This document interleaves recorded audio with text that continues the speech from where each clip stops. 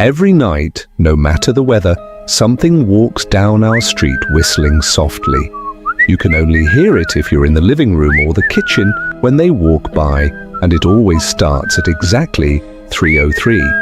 The sound starts faint, somewhere near the beginning of the lane near the Carson place. We're towards the middle of the street, so the whistling moves past us before fading away in the direction of the cul-de-sac. When I was younger, my sister and I would sneak into the kitchen some nights to listen. Mom and Dad didn't like that, and we'd catch hell if they found us out there, but they were never too hard on us since we always stuck to the one big rule: don't try to look at whatever was whistling. My neighborhood is a funny place.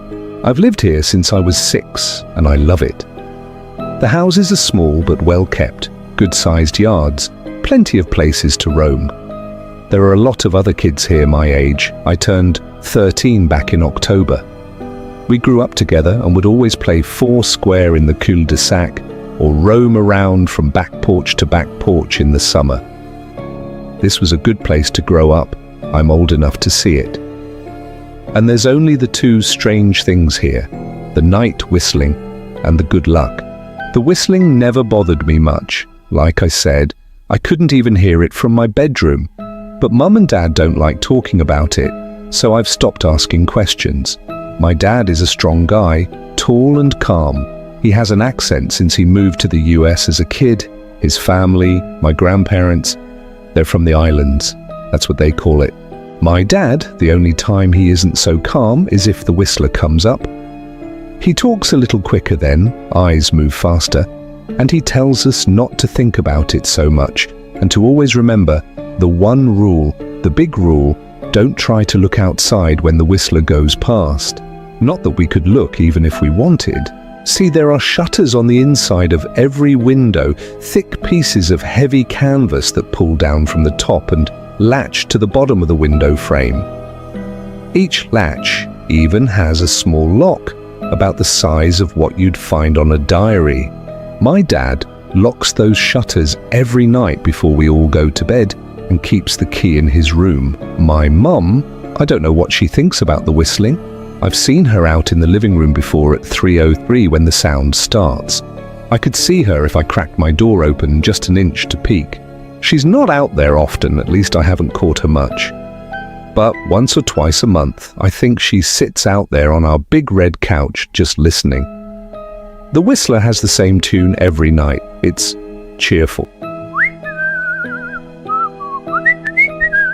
Remember how I said there are two odd things about where I live? Well, besides our night whistler, everyone in my neighborhood is really lucky. It's hard to explain, and Dad doesn't like us talking about this part much either. But good things just seem to happen to people around here a lot. Usually it's small things: winning a radio contest, or getting an unexpected promotion at work, or finding some arrowheads buried in the yard, you know, the authentic kind. The weather is pretty good, and there's no crime, and everybody's gardens bloom extra bright in the fall. A million little blessings, I've heard my mum say about living here. But the main reason we stay here, why we moved here in the first place, is my sister Nola. She was born very sick, something with her lungs. We couldn't even bring her home when she was born, only visit her in the hospital. She was so small, I remember, small even compared to the other babies. A machine had to breathe for her. We moved into our house here to be closer to the hospital. As soon as we moved here, Nola started getting better. The doctors couldn't figure it out. They chalked it up to whatever they were doing, but we all could tell they were confused. But my parents knew, even I knew, Nola getting better was just another of the million little blessings we got for living in our neighborhood. So that's why we stayed, even after we found out that for every small miracle that happens here every day, now and then, some bad things happen. Bad things. But they only happen if you look for the whistler. See, our neighborhood has a welcoming committee. They show up with macaroni casserole and a gift basket and a manila folder whenever someone new moves in. They're very friendly. 4 people showed up when we moved in 7 years ago. The committee made small talk, gave me a Snickers bar, and took turns holding Nola. It was her first week out of the hospital, so they were extra careful.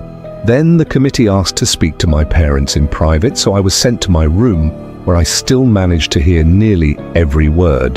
The welcoming committee told my parents about how nice the neighborhood was, really exceptionally hard to explain kind of nice. And then they told my parents about the even harder to explain whistling that happened every morning at 3:03 and ended at the tick of 3:05. The group, our new neighbors, warned my parents that the whistling was quiet, would never harm or hurt us, as long as we didn't look for what was making the sound. This part they stressed, and I pushed my ear into the door, straining to hear them. People who went looking for the whistler had their luck change, sometimes tragically. A black cloud would hang over anyone that looked. Anything that could go wrong would. The manila envelope the committee brought over contained newspaper clippings, stories about car crashes and ruined lives, public deaths and freak accidents. Not everyone dies, I heard the head of the committee tell my dad, but the life goes out of them. Even if they live, there's no light in them ever again, no presence. And my mum, I could tell she wasn't taking it seriously. She kept asking if this was some prank they play on new neighbors. At one point, my mum got angry, accused the committee of trying to scare us out of our new home, asked them if they were racist on account of my dad being from the islands. My dad calmed her down, told her he could tell our new neighbors were sincere and they were just trying to help us. He explained that he grew up hearing these kinds of stories from his mom and that he knew there were strange things that walked among us. Some of those strange things were good and some were bad, but most were just different. After the committee left, Dad went out to the hardware store, bought the canvas blinds, the latches, and the locks, and installed them on every window in the house after dinner.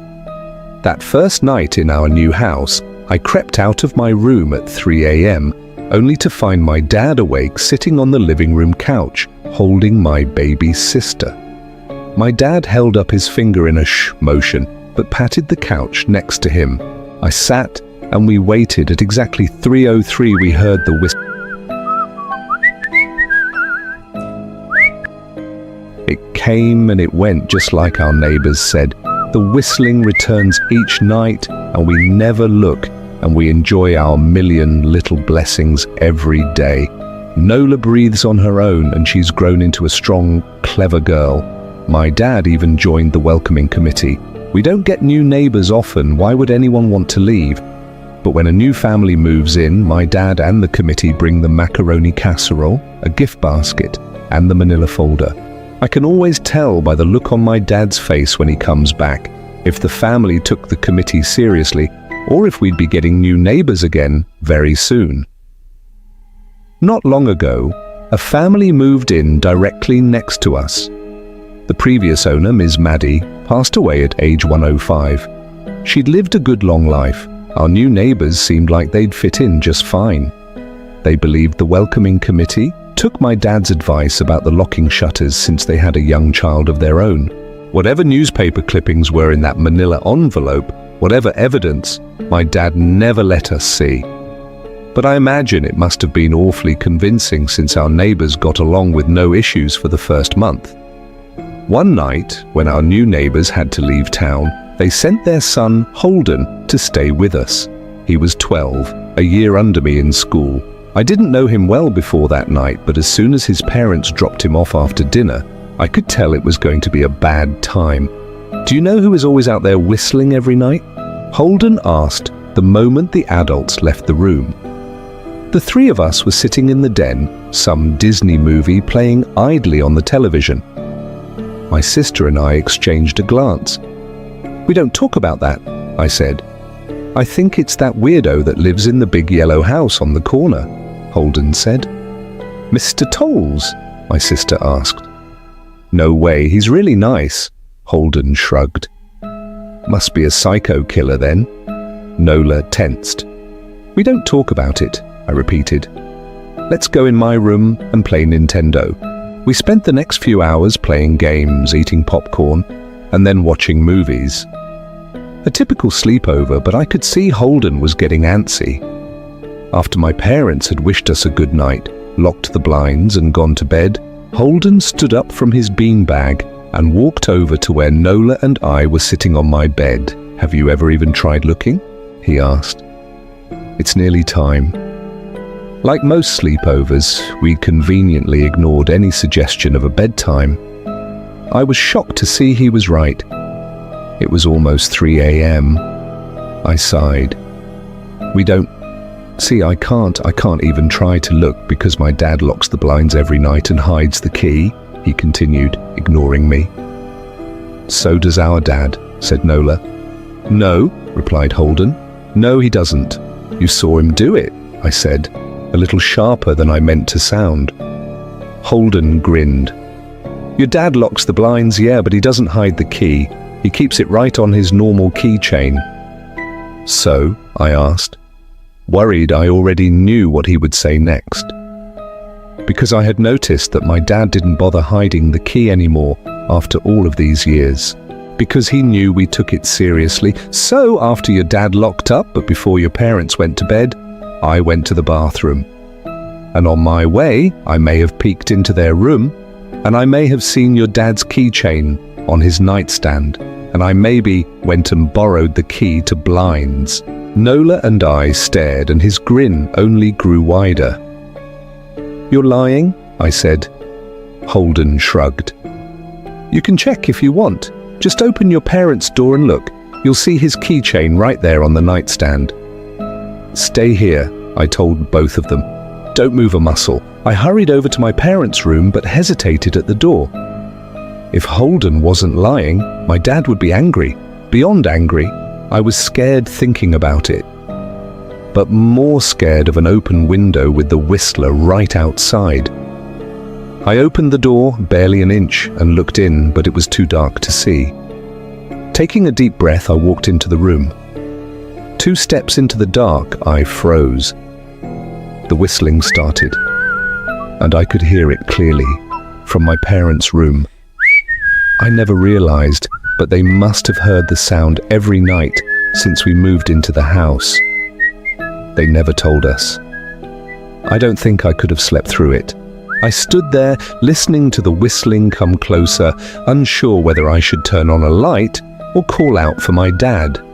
Soft sounds from the living room brought me back to reality. "Nola!" I yelled, running out of my parents' room. Holden and Nola were standing near the front door next to a window. Holden wasn't lying. I could see him fumbling with the lock on one of the blinds. I heard a click. He did have the key. Holden let out a quick laugh. Nola stood next to him, hunched up, afraid, but maybe curious. The whistling was right outside our house now. I think I made a sound, called out. I can't remember. Time felt frozen, clock hands nailed to the face. But I found myself moving. I'm not fast. I've never been athletic. Somehow, though, I covered the space between myself and Nola in a moment. My eyes were locked on her, but I heard Holden pull the blind all the way down so it could release. I heard the snap of it start to raise, and I heard the whistling just on the other side of the window, but I had my arms around Nola, and I turned us so she was facing away from the window. At the same time, I jammed my eyes shut. The blind whipped open. The whistling stopped. I felt Nola shaking in my arms. "Don't look, okay?" I told her. "Don't turn around." We were positioned so that she was facing back towards the hallway and I was facing the window. My eyes were still closed. I felt her nod into my shoulder. I reached out with the arm not holding Nola and tried to touch Holden. My hand brushed against his arm. He was shaking worse than Nola. "Holden?" I asked. "Silence." I reached past him and gingerly felt for the window, eyes still sealed shut. The glass was cold against my fingertips, colder than it should have been for the time of year. I moved my hand up the window, searching for the string to the blind. The glass began to get warmer the further I reached, and there was a gentle hum feeding back into my fingertips. I tried not to think about what might be on the other side of the window. Finally, I touched the string and yanked the blinds shut. I opened my eyes. In the dim light leaking out from the kitchen, I could make out Holden, pale and small, staring at the now closed window. "Holden?" I asked again. He turned towards me and he screamed. Everything became a flurry of motion. Lights sparked to life in the hall, then the living room. My parents' footsteps thudded across the hardwood floor. I didn't turn to look back at them. My eyes were glued to Holden. He was pale, had bit his lip so hard there was a thin red line of blood running down his chin, and he'd wet himself. "What happened?" my dad asked from behind me. I managed to swivel away from Holden and look back. He looked. I'd never seen my dad scared before, but I saw it that night. In that moment, an old, ugly terror stitched on his face, a parent's fear. "Just Holden?" he mouthed to me. I nodded yes. My dad let out a breath. He looked so relieved I nearly expected him to cheer. But then he turned to Holden and my dad's face changed. I wondered if he felt bad for feeling good that Holden was the only one that looked. There was a knock at the door. We all froze. Holden whimpered. "Don't answer it," my mum said.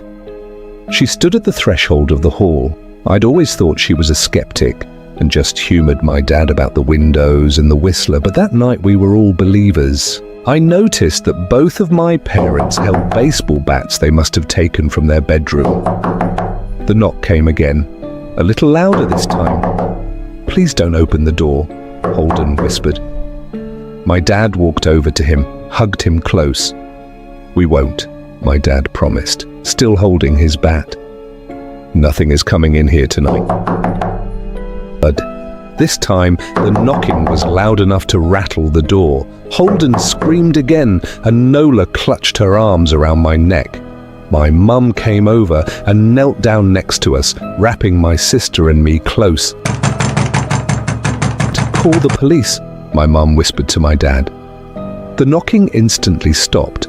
My dad looked over his shoulder at us. "Do you think—" He was cut off by frantic knocking that trailed off to "Police," something said from the other side of the door. The voice from outside sounded exactly like my mum, like a parrot, repeating the words back to her. "Police, call." "Police." My mum pulled us closer. "Police, police, police, police, please stop," I heard her whisper. "I don't think calling them will help," my dad said. "How will we know when they're the ones at the door?" The knocking came back harder than before. The door shook. Then it stopped. After a long moment I heard the knocking again, but it was coming from our back door. We all turned together towards the back door, but the knocking immediately returned to the front door. Front to back, back to front, loud, then quiet, then loud again. Suddenly, the sound was coming from both doors at once, big, heavy blows like a sledgehammer. Then something started rapping against all of the windows in the house, then the walls. It was like we were living inside a drum with a dozen people trying to play at once, or we were a turtle and something was attempting to claw us out of our shell. "Stop!" Holden yelled. The knocking died. "I won't tell," Holden said, staring at the door. "I promise I won't tell anyone what I saw, just please go away." We waited for nearly a minute. Then we heard it. A snap coming from the window Holden had looked through earlier. Holden started to cry, sobbing like a prisoner watching gallows being built outside their cell. My dad held him, brushed his hair but never lied to him, never told him things would be okay. The tapping at the window went on for the rest of the night. We huddled together in the living room for I don't know how long. Eventually, my mum tried to take us kids into my room while my dad stayed to watch the door. But the second we moved into my bedroom, the knocking came back, so loud it was possible to ignore. I was afraid the door couldn't take it. We went back to the living room and the knocking stopped. Only the tap, tap, tap on the window remained. None of us slept that night. The tapping stopped around 7 a.m. That's about the time the sun comes up here. We waited another 2 hours before my dad opened the blinds from one window. He made us all go back to my parents' bedroom first. I heard him open the door, then come back in. "Okay," he told us, "it's done."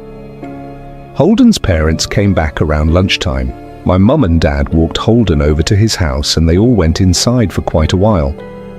Nola and I watched from the window. She stuck to me the whole day, right at my side, sometimes holding my hand. When my parents came back, they looked grim but wouldn't tell us what they said to Holden's family.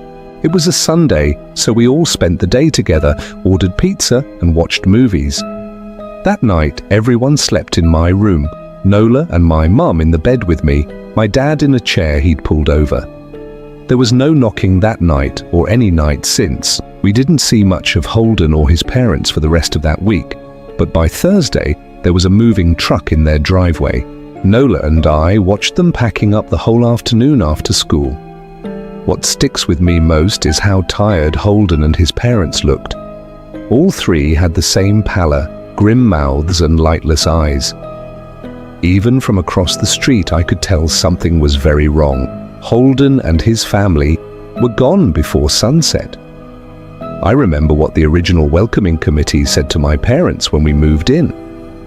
Not everyone who looks at the Whistler dies, but even those that live have the light go out of them, and the rest of their lives are full of misfortune. A million little tragedies. I think Holden's parents must have looked, either to comfort him if they didn't believe, or share the burden if they did. I watch Nola some days, happy and young and alive, and I wonder if I'd been slower, if she'd looked out the window that night. Would I have looked too?